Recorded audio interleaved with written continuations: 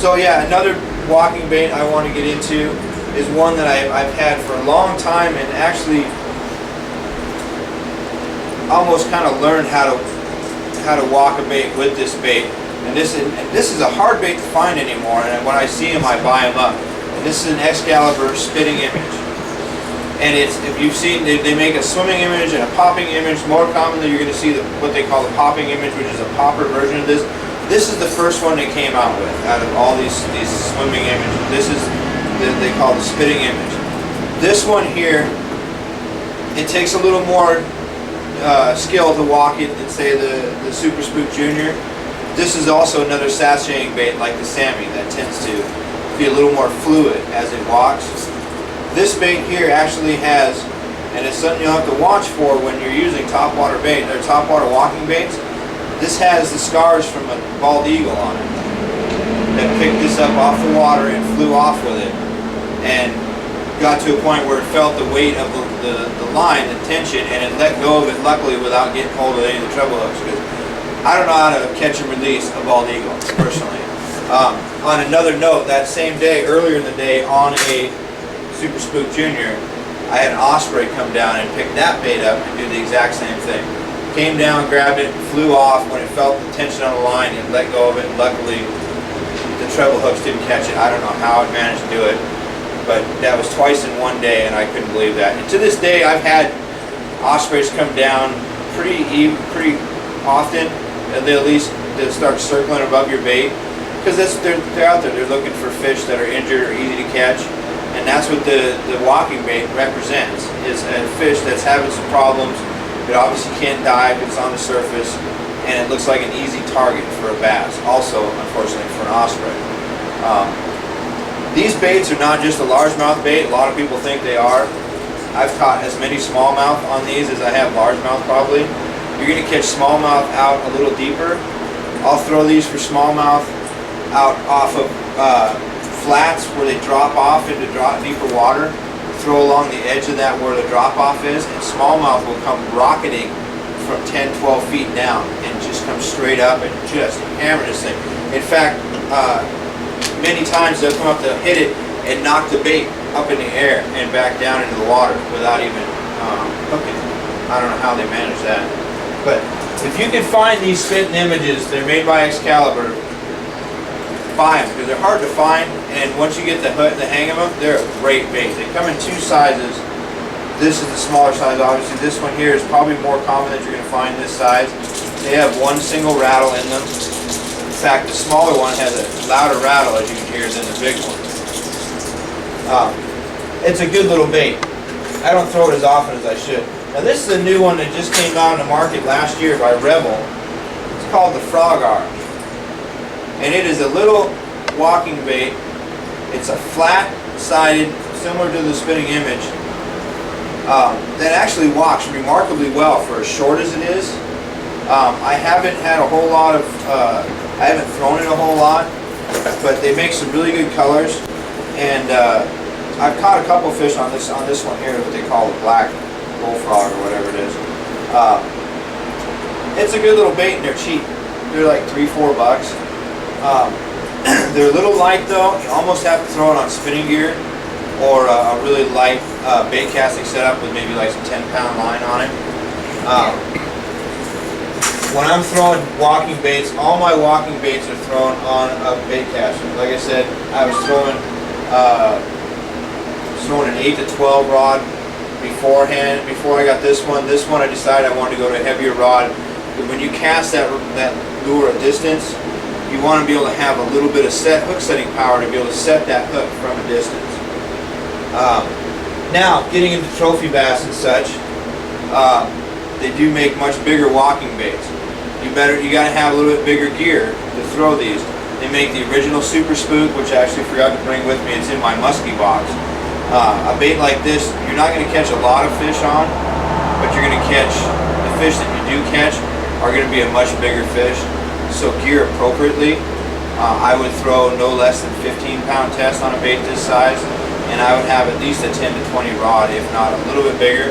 But you still got to have the slow action, or the moderate action as they call it, to get a stiff rod is going to make it too herky-jerky. The slower rod tends to get a lot more fluid motion to walking baits. This one here, and then I have another one down here. They're from Catch and Cara. They're a handmade balsa bait, and they walk pretty well for what they are. They're flat-sided. Balsa baits obviously are quiet, but the size of this bait is going to put up much more commotion on the surface. It's going to move a lot more water, so therefore it's going to create just as much commotion as a rattling bait. And so once again, it's clear water, stained water, this bait's going to bring fish up. This is a good color here. This other one I've got here actually is black and silver. There's probably more common one that I would throw just because it looks more like the bait fish around here. But it's really good bait. Moving on from walking baits. As you can see, I have one box just dedicated to walking baits. That's how much I love to throw these things. Then I have my other bait, which is my topwater bait. This has got to come, we're going to have to dig that out of the carpet later.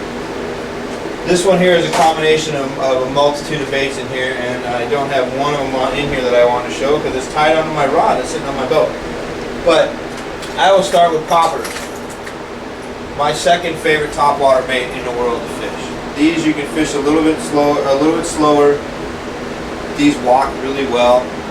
These are my favorite one out of the poppers. Probably is this bait right here, and it's a Rebel popper. They're easy to find. They're cheap, well built. Change the hooks on them. Anything that's not made in Japan, and even some of those that are, change the hooks on them.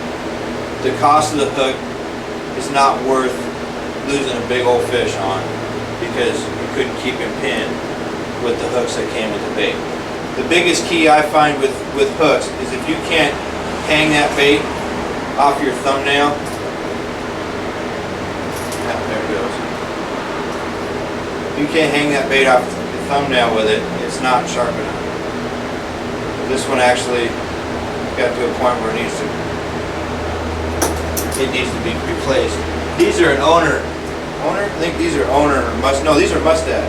Mustad is the only one around here I've found that sells a aftermarket feathered treble. They're good. They're ultra point. They're a good bait or a treble hook. Poppers, I would almost have to have a feather on the back. One thing I do with these Rebel poppers, which I actually learned from a guy years ago. You guys may have heard of him. His name's Zell Roland. He actually helped design some of these baits. And one of the tricks he taught me is when you buy these baits, they come with quite a sharp cup edge on the bottom of them, which is great. When you pull on them like that, they create a big bloop, a big bubble. You can pull them just a little bit and create a big commotion and not have them move anywhere. What he showed me how to do is take some rougher sandpaper and sand that lip down and take the edge off of it and round it down. And what that does is it allows the bait to spit more so than create a big bubble and disturbance. It spits water forward. It also makes it easier to walk. These baits will actually walk almost as easy as a walking bait. The one thing though is most people tie directly to the eye on the bait, which works great if all you want to do is just sit there and go bloop, bloop, bloop. And I've caught a lot of fish that way. If you want this bait to walk, put a duo snap on, one of these duo lock snaps, which I actually happen to have on this bait here. That gives it the freedom of motion to move back and forth and allows it to walk a lot easier. Depending on the conditions, I'll still tie it to the front of the bait depending on what I'm trying to do with it. If I'm trying to walk it, it's going to have a duo lock snap on it. It's almost impossible to get a split ring on these things because of the way they're inset. In fact, it's quite a task to get the dual lock snap on these things because the eye is recessed back in so far. But if I was going to fish one popper, the Rebel popper is the one I would pick. And almost have to cast these on spinning gear or once again real light bait casting gear because they don't weigh anything. When I'm casting these, a lot of people throw a topwater and they'll throw it past their target and work it up to their target, with a walking bait works great. With like a jitterbug or something like that, that's constant motion, that works great. Not so much with a pop wire. What I found with a pop wire is you want to put this right on top of where you think the fish is. If you see a stump in the water, you think there's a fish right on that stump, you want to cast that thing right on top of its head. And people say, well, doesn't that spook the fish? Not so much as it just, bass are curious as well as, you know, and even if you spook it a little bit, it's going to swim off, but it's going to come back and say, what the hell was that? And that's when it'll come up and hit it. Now, I've had fish where I've cast it in there and just let it sit there, turn down and look back, and it's gone. Because the fish just hammers it. And a lot of times, actually, they'll come up and you won't even see it. All of a sudden, you just see just a little commotion and the bait's gone. Because they come up and they grab it and just pull it down.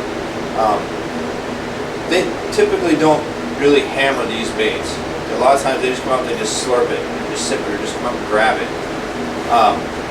These are great in calm water, long docks, stump fields. I won't throw them too much around pads and stuff like that because maybe around the edges and stuff, but if I'm going to fish the edges of something, I'm usually throwing a walking bait.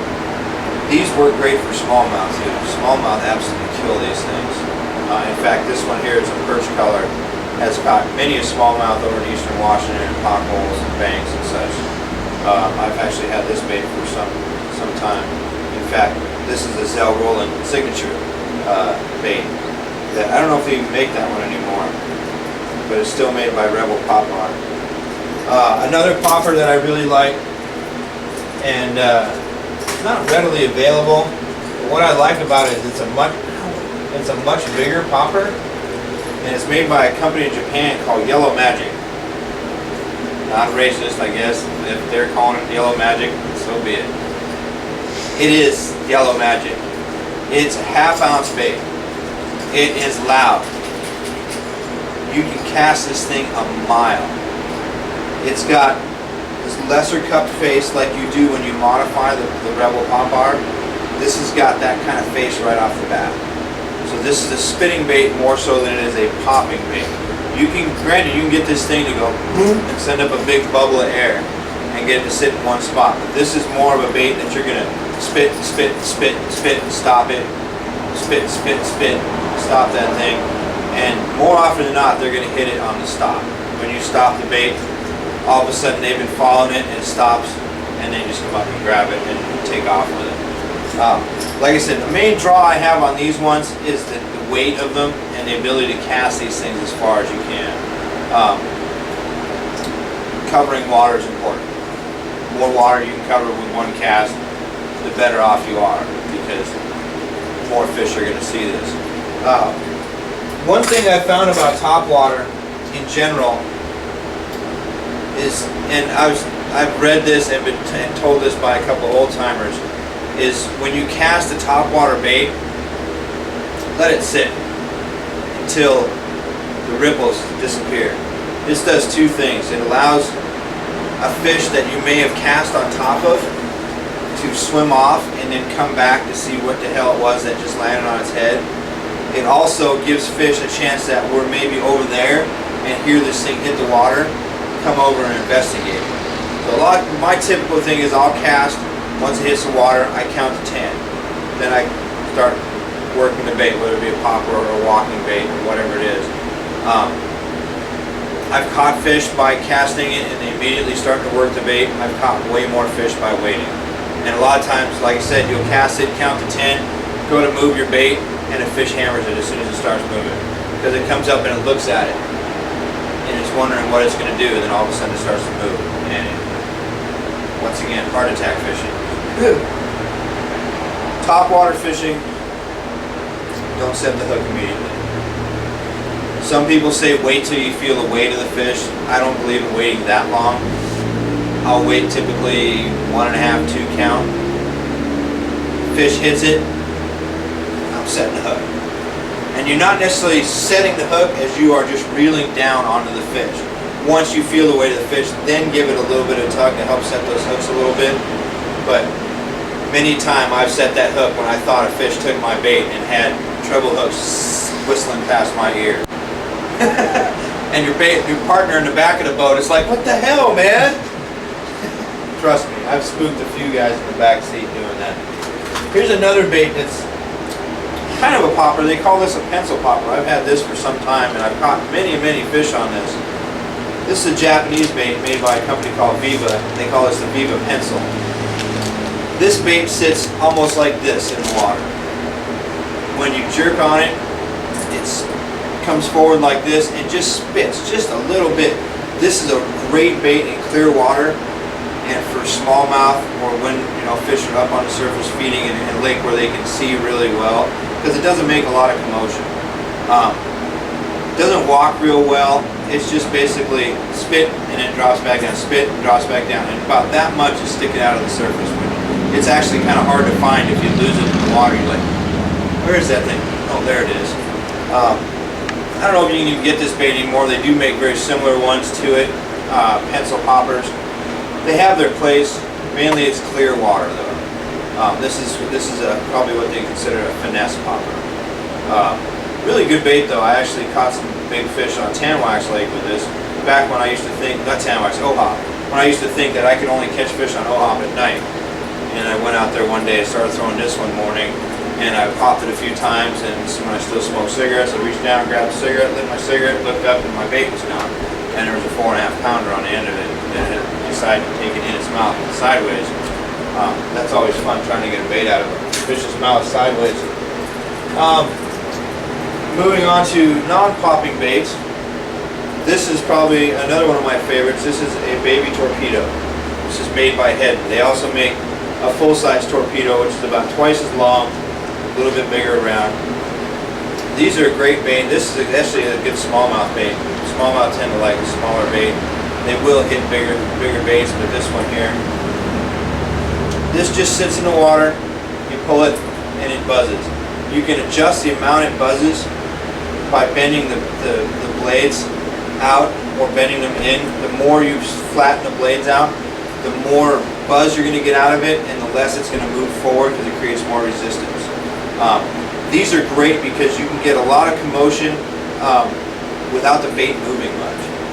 You cast it out there, let it sit, give it a hard snap, and it's only going to move that far. But it's going to go, and that back thing is going to spin, it's going to create a little bit of bubbles. And fish will hammer this thing. Another one that Rapala has come out with made, actually there's two of them here. This is the Skidder Prop, cousin to the Skidder Pop, which is their popping version of this. This is just basically a bigger version of this, similar style bait. This one's solid balsa, this one has no rattles in it. The head has no rattles in it. This is the X Prop. This is the X-Wrap family. I don't know if any of you are familiar with the Rapala X-Wrap family. They have the X-Wrap. They have the shad wrap. They have a shad style bait. Anyways, they're one of their lines. This one does have a little rattle to it. This one also has dual props. This one puts up a lot of commotion in a little amount of time, and it's much more natural looking. It has a feather on the back. I haven't fished this one much, but I really like this bait and what it does. And you can actually walk this bait because of the length of it and the design of it. You can actually get this bait to walk really clean. How much better it is than, say, one of the actual walking baits, I don't know. I don't fish prop baits a whole lot. Probably should fish them more because they tend to catch some pretty decent sized fish. I see them more as a smallmouth bait. I know a lot of people catch largemouth on them. If I'm fishing smallmouth, topwater, if I'm not throwing a walking bait or a popper, this is the other one I have tied on. Actually, this one bait right here. This is probably my favorite Rapala color that they put out, and I wish they would make a walking bait. This is what they call a yellow perch as opposed to perch color, and it's an incredible color for around here, because we don't have shad around here. Down the Columbia River you do, but in our lakes, our forage fish are bluegill, perch, crappie, and trout. Well, trout by this time of year are gone deep. Bluegill, they're round, but most of them are bigger. You see schools and schools and schools of little tiny perch. Taps Lake, because it's so milky.